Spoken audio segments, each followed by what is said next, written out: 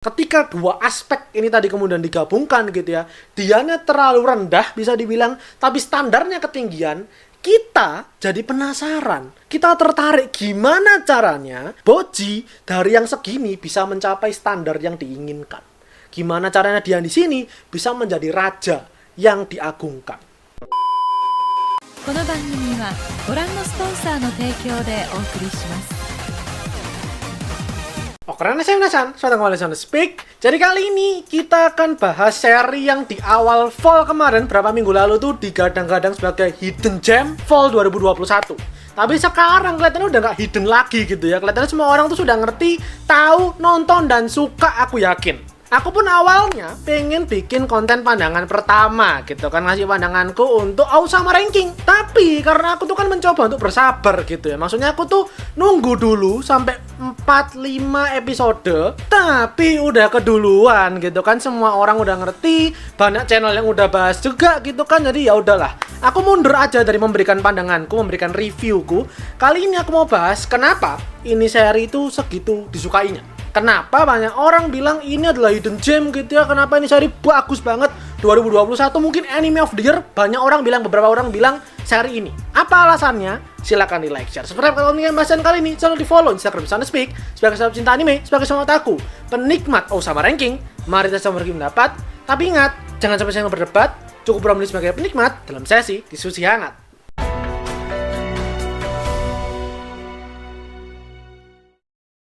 Aousama Ranking, aku nggak perlu pengantar yang cukup panjang gitu lah. Maksudnya semua orang tuh aku yakin ya 80-90% otaku tuh pasti menyukai lah seri ini. Diadaptasi dari sebuah web manga gitu ya. Sampai sekarang tuh kurang lebih sudah ada 11 volume tankobon komiknya kalau nggak salah. Dan aku yakin semua orang sepakat gitu ya, ceritanya tuh keren, ceritanya menarik, ceritanya tuh epic. Bakal menjadi perjalanan petualangan panjang si Boji yang amat sangat tidak dapat dibayangkan. Banyak orang juga bilang ini grafisnya tuh unik, grafisnya keren, kayak anime-anime atau kartun lawas. Banyak orang juga bilang musiknya tuh keren, gak cuman opening, ending, tapi backsoundnya pun aku akui juga top notch. Terlepas dari itu semua, itu kan kita sudah perjalanan panjang gitu lah. Per video ini dibuat sudah 4 episode, kita bisa bilang seperti itu. Tapi kenapa ketika pertama kali kita nonton kemarin, kita nyoba nonton episode pertamanya, kenapa kita langsung terpukul, kita terhook gitu ya, langsung tertarik dan bilang ini seri keren banget?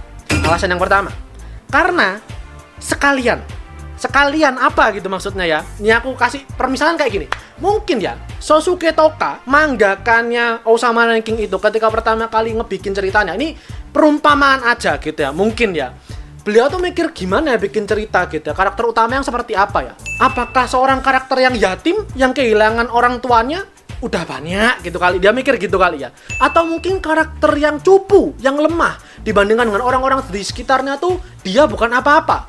Udah banyak juga, udah banyak gitu kan seri yang kayak gitu. Mungkin beliau mikir lagi, atau mungkin karakter yang masa kecilnya punya penderitaan, diolok-olok, dibully.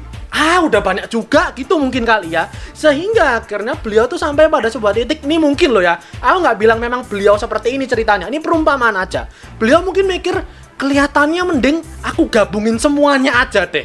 Dia kehilangan ibunya, dia cupu, dia dibully, dia bisu, dia tuli, dia mungil, dia nggak bisa tarung, dan dianggap nggak bisa apa-apa.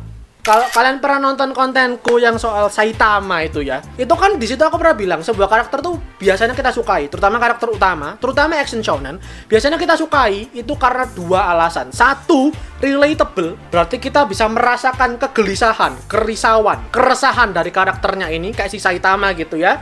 Atau yang kedua, karakternya motivasional. Karakter motivasional kayak Naruto, kayak Takemichi, kayak Luffy, dan silakan tambahkan semua listnya, semua daftarnya. Nah, karakter yang motivational itu biasanya tuh memiliki kekurangan, memiliki kelemahan gitu kan. Tapi di Aousama Ranking semua langsung diambil, semua dimasukkan ke cerita, semua dimasukkan ke karakter Boji. Jadi begitu kita melihat dia, ketika kita nonton ini seri bertemu dengan si Boji ini, pertama kali lari-lari gitu ya di padang rumput itu, seiring cerita berjalan, kita melihat bahwa ini bocah, ini anak, dia dicap oleh dunianya, sekitarnya tuh nggak bisa apa-apa, bukan apa-apa. Dan kita pun dengan akal logis kita gitu ya, dengan akal sehat kita, tanpa mendiskreditkan teman-teman yang memiliki disabilitas gitu ya. Maksudnya mana mungkin seorang bocah yang memiliki gangguan pendengaran dan bahkan bicara komunikasi pun susah bisa jadi raja, bisa jadi orang hebat.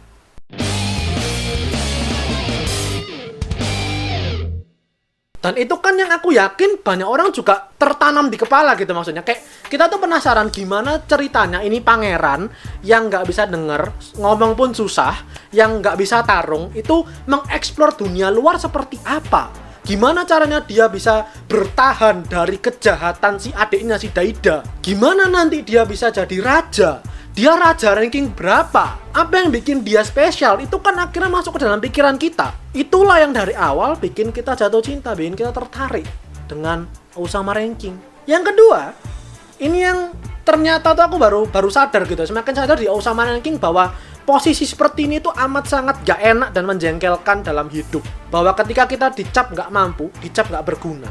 Tapi sekeliling kita itu punya standar yang tinggi. Biasanya kita lihat karakter yang ya dia dibully, dia kesepian gitu. Tapi maksudnya memang dia ya bukan orang yang punya standar sosial yang memang tinggi, berharap besar dari dia. Tapi si Boji enggak. Boji lahir di keluarga kerajaan, keluarga bangsawan. Dia putra pertama, putra mahkota pertama. Secara logika dan memang secara hukum gitu ya, seharusnya kalau ada pewaris tahta itu dia. Dia punya adik, dia ini seorang kakak yang harusnya kelihatan tegar, kelihatan teguh, kelihatan gagah. Tapi itu semua nggak nampak di diri Boji.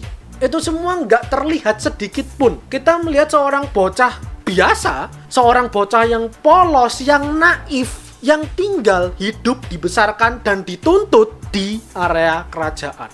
Dituntut oleh lingkungan sekitarnya untuk mencapai standar tertentu gitu ya, golden standard tertentu. Tapi dia itu nggak mampu mencapai itu. Dia terkekang, dia terkurung, dia tertindas dari penilaian dan olok-olokan orang-orang di sekitarnya karena dia nggak nyampe standarnya tadi.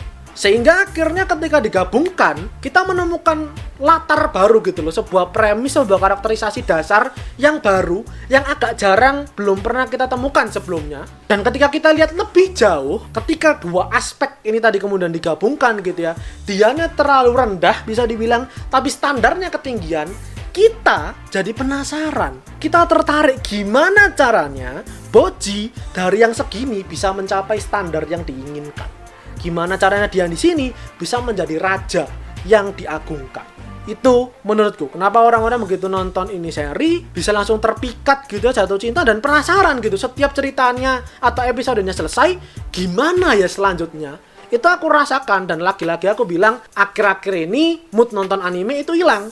Tapi Osama Ranking, anime ketiga selain Blue Period dan Shakugan yang bisa membangkitkan mood nonton anime itu kembali. Bikin aku kembali merasakan gimana ya episode selanjutnya.